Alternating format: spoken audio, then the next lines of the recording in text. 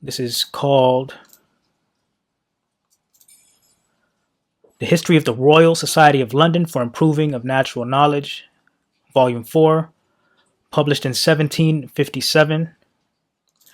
We're going to be on page 141.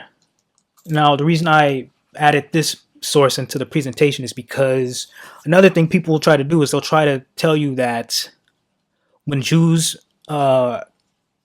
when medieval era, like the 15th century, 16th century, whatnot, when they were described as black, they'll try to tell you that it wasn't being used in the modern sense, the word black. It wasn't being used to describe people as the word black is used to describe people now in the 20th century, in the 21st century. They'll try to say that black is just being used to describe Europeans who were of a dark skin complexion and whatnot. Anything other than actual black people. So this is a document from the year. It was published in when was it published? Well, I just showed you when it's published. It doesn't matter when it was published because it has excerpts and loggings from earlier dates. You can see right here at the top it says 1682, and this is in London. If you get into the history, a lot of Sephardic Jews went into London from Spain and Portugal, but I'm not saying that these Jews here were specifically Sephardic in this book because it doesn't say that. But regardless, that's besides the point.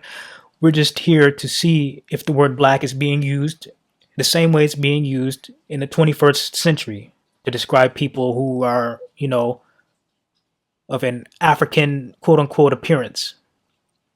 We're going to start right here. We're at page 141. And remember, this is from 1682. It's almost 400 years ago. We're going to start right here. Remember, this is in London. It says, it was likewise urged that there are many of the Jews black, who yet are very strict in not mingling with other nations, and that Europeans, by continuing to inhabit in Africa, have been found to turn black, and that blacks in England, after a few generations, become white.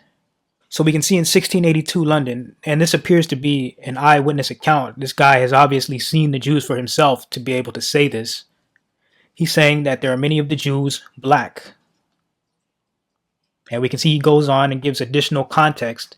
It says Europeans who live in Africa have been found to turn black, and that blacks in England after a few centuries become white.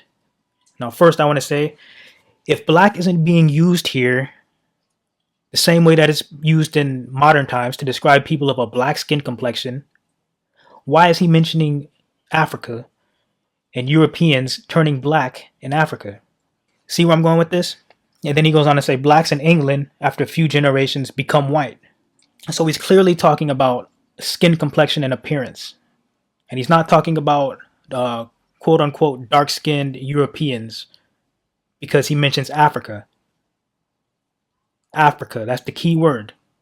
Now, as we go on, it's going to get more and more clear and obvious that these documents are talking about actual black people. And we're going to keep going all the way until it gives a clear and undeniable description of what these people, these black Sephardic Jews, look like and what they were.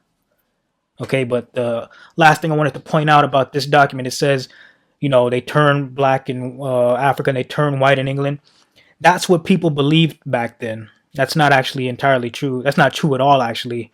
The next document that we read is going to clear that up. That's just what people believed hundreds and hundreds of years ago, but as time went on, they realized that's not the case.